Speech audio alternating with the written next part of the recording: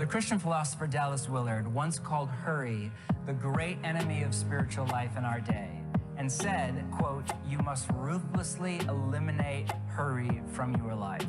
The longer that I sit with Willard's thesis that hurry is the great enemy, that it's the issue underneath so many of the other issues of our day and age, from outrage culture to chronic anxiety to the epidemic of burnout to the rise of loneliness and the breakdown of the family and the social cohesion and political polarization, so many things, the more I think that he was onto something. All right, hey, grace, mercy, and God's peace be yours. All of God's blessings to you this day. Good morning, church. Now, in prepping for today's topic, I spent more than a few hours of study. Obviously, I poured over God's word. That's a good thing. But I also consulted several other sources of wisdom, and I really wasn't sure what to draw from in order to begin the message today. What words could I offer that would strike a chord with you, the listener, in such a way that upon hearing them, it would just kind of just cut you to the heart? Well, I am happy to say that I found it. It is a quote from yesteryear, which really has stood the test of time. I believe that it is just as relevant for us today as it was when it was spoken those many, many years ago. It was the great Ferris Bueller who said, "Life moves pretty fast. If you don't stop and look around once in a while, you could miss it." And that is good stuff. You gotta slow down, otherwise you could miss out on the life that God wants for you. And it's really, really good life that is lived to the full. But we tend to kind of miss out on that because of hurry. Hurry is the great enemy of spiritual life, and we need to ruthlessly eliminate it. We need to do that for a whole host of reasons, but today I want us to slow down enough and specifically look at generosity. And here's why. As we have noted throughout this series, love and hurry just don't work well together. Because love always takes time. Hurried people cannot love, or at least love well. And today I'm going to add this, that hurried people don't give, or at least give well. Because hurry prevents us from receiving love from God and giving it away to others, and we're called to give it away. You want a sweet life? Sure you do. You know you do, yeah. Then you want to be a generous person. You really do. Giving is a matter of faith, and being generous then is a big part of what it means to follow Jesus. So let's slow down and take a look around. Come with me this morning. I want to show you something. It's something quite remarkable. Let's travel back to yesteryear to a story which really has stood the test of time. We are making our way back to the temple in Jerusalem by way of Mark chapter 12. Jesus sat down opposite of the place where the offerings were put, and he watched the crowd putting their money into the temple treasury. Many rich people threw in large amounts, but a poor widow came and put in 2 very small copper coins worth only a fraction of a penny. Calling his disciples to him, Jesus said, "I tell you the truth, this poor widow was put in more into the treasury than all the others. They gave out of their wealth, but she, out of her poverty, put in everything, all she had to live on. Oh, look at her. You can learn a lot from someone like her." Now, as far as she knew, no one ever saw her. She's just a poor old widow. She's unnoticeable. There's so many other important people who stand out, impressive people, rich people throwing in large amounts. Those are the ones to watch, no? No, Jesus says, watch her. You gotta see this. And isn't it interesting that this is the one who catches Jesus' attention? A poor widow. She's has next to nothing. She was seen as a next to nothing. She didn't catch anyone's eye. Oh, in that time and place, boy, she was used up. Out of food, out of money, strength, charm, ability to make a buck, all of it just gone. She is unseen. One of those background people you pass over. When she lost her husband, not only did she lost her name and lost her place, in a way she also lost her face. She had become invisible. No one saw her anymore. No one, that is, except Jesus. He saw her. He watched her walk into the temple treasury to give her little copper coins. And I don't know, was it something about the way in which she did it? The length of time she took as she stood there? Maybe it was the way she cradled them in her hand like it was her very last piece of bread. Yeah, I don't know. But there must have been something about the way that she did it that let him know that this was the end for her. This was it. She gave away everything she had. Watch her, Jesus says. Oh, okay, I'll watch. But quick question, Jesus. Are you saying that we should go and do likewise? Because I don't know about that. Let's not get crazy here. I mean, the way I was taught and, the way I've been doing it is the tithe. I give 10% of what I earn, and I give that to God. It happens electronically, which is really helpful for me and for my church. And so I do the whole tithe thing, but then I'll tell you, it's fun to give special gifts, like supporting Night to Shine or the school auction or for Hearts and Hope to Uganda, stuff like that. Now, those gifts are offerings. So I tithe to the church and I give offerings then in other ways. That's the way I was taught anyway. And that's what we teach here at Messiah. In fact, as Pastor Jim mentioned, next week is Jubilee Sunday, and I'll tell you, it's one of my favorite days of the year. It's really weird in a good way. It's a great day. And if you're new to Messiah, let me tell you what happens. If you consider this place to be your church home, what we do is we come with like an over-the-top offering, as well as our pledges of financial commitment. And we kind of come together and we do church and we just celebrate. It's a very cool thing to see, the church working together. It's awesome. And we put the baskets up front here, and then the whole church comes forward, and we honor God, and we bless the church. And like I said, it's one of my most favorite days of the year. It's going to be a super Sunday. And so this week, we kind of prepare for that. We're encouraging everyone to go home, think about it. You got a spouse, talk about it. You got to do a little math. What we're asking you to do is be a percentage giver. Percentage. In other words, you need to know what you give. Do you know what you give? What is the percent that you give back to God in relation to your income? Know what you give. And let me say, if the tithe is too far out of reach for you, that is okay.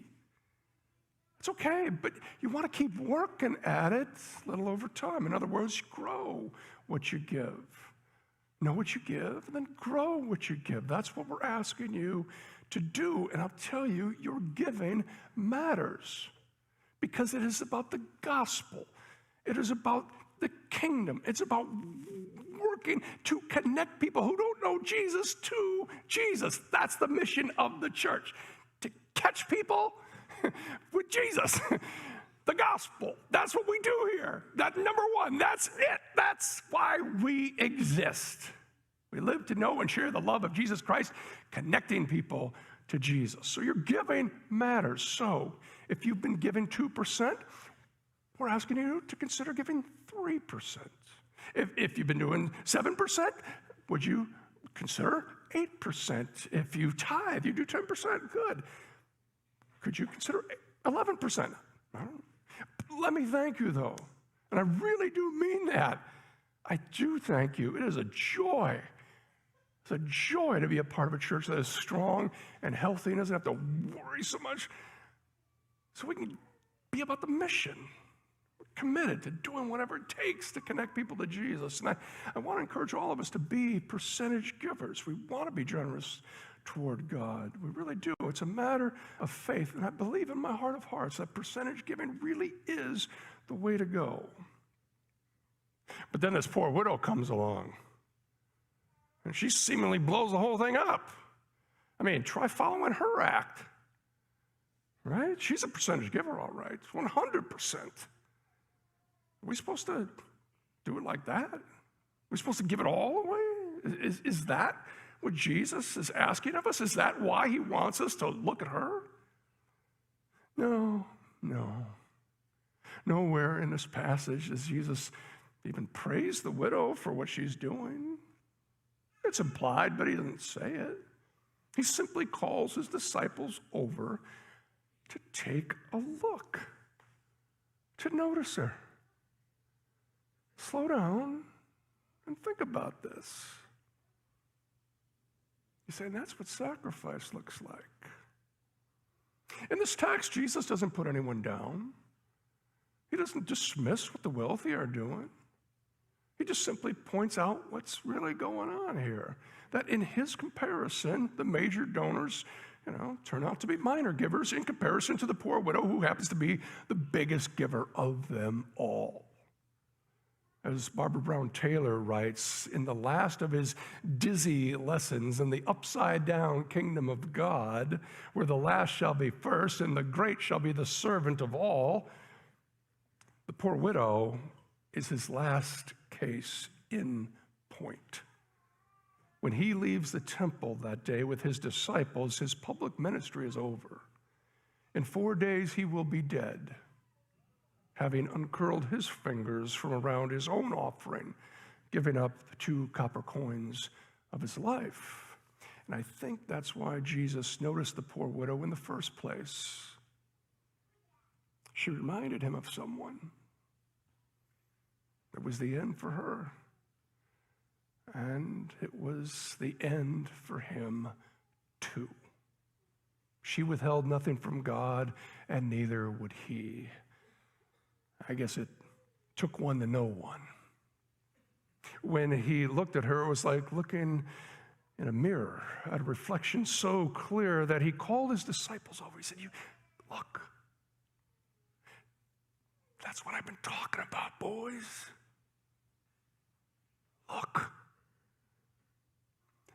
Look at her trust. Look, that's the way. That's the way. Straight from the heart. Oh, you can learn a lot from someone like her. That's what generosity is all about. It is a matter of the heart, not the amount. Giving is a matter of the heart. Now, she didn't know that anybody was watching. Nobody else noticed her. No one watched her walk in with those 2 little coins in her hands, and no one saw her walk out without them. No one, that is, except Jesus. And then, of course, the disciples. And then, of course, every single person on the planet who has read the 12th chapter of Mark. Stop and think about this. This is awesome. Because now she's famous. Anyone who has followed Jesus for the last 2,000 years knows about her. I mean, especially the preachers.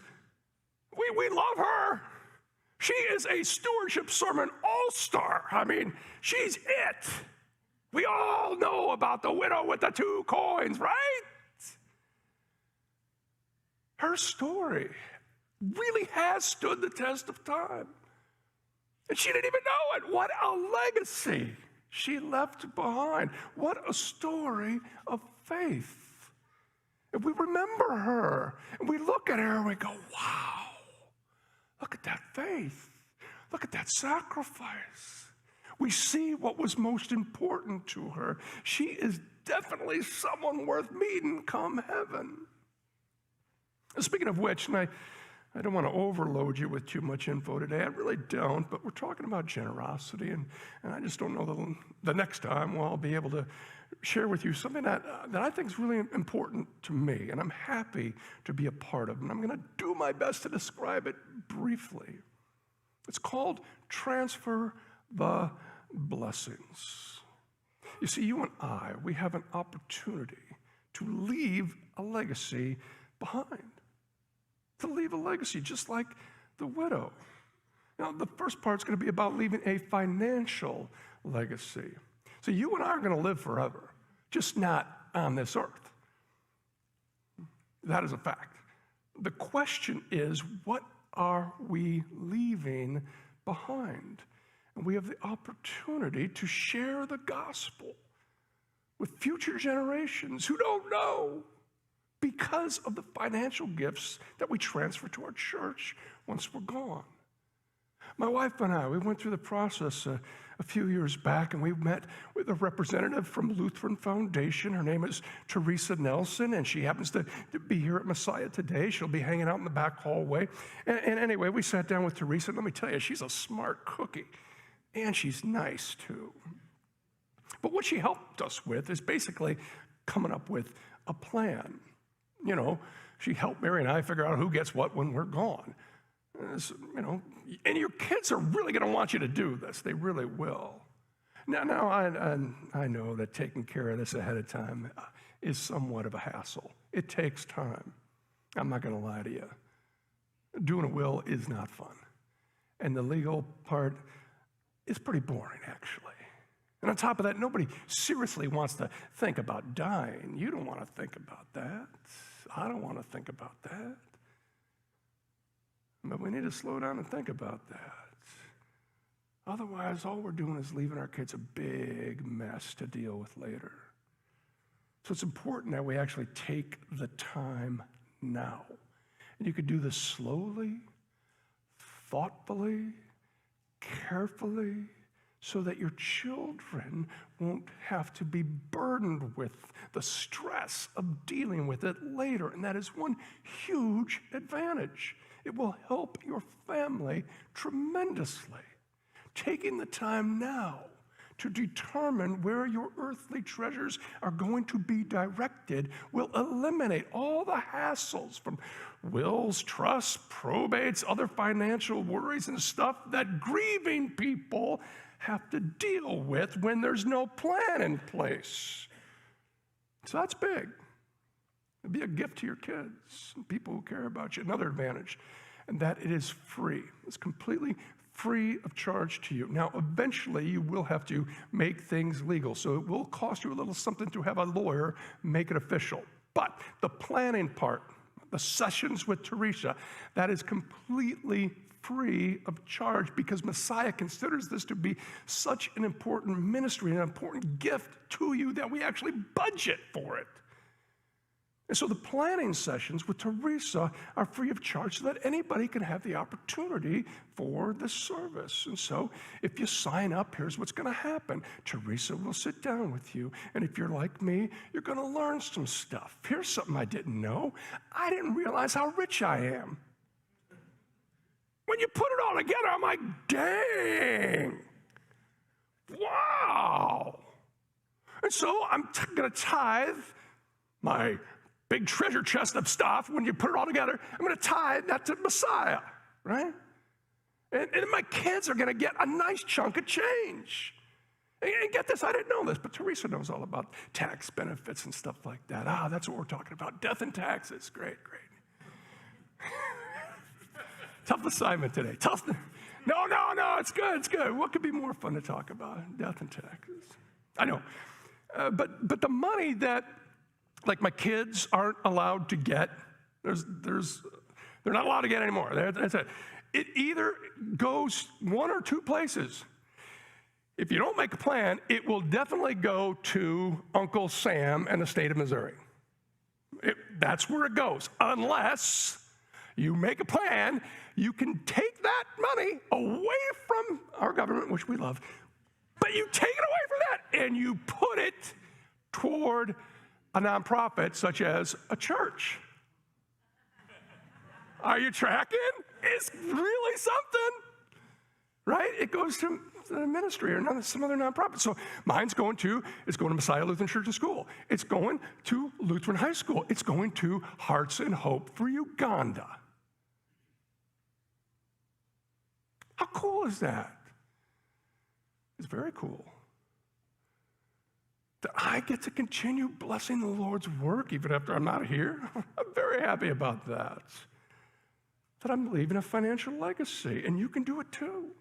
But you have to have a plan in place. Hopefully you picked up one of the cards on your seats, the 2 information cards. One's for Jubilee Sunday, okay? You see that one? Yeah, you bring that one back next week. And the other one is the transfer of the blessing. And what you do is you put your name and your email, and Teresa will contact you. But you got to drop it off in the back or, give it to someone like Kellen. It's his birthday today. Happy birthday, Kellen. You'll be glad you did. But here's the thing.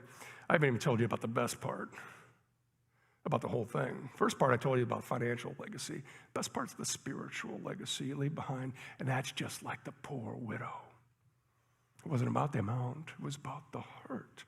Now, please feel free to transfer as many blessings you want to Messiah Lutheran Church. That would be awesome, and it's really important.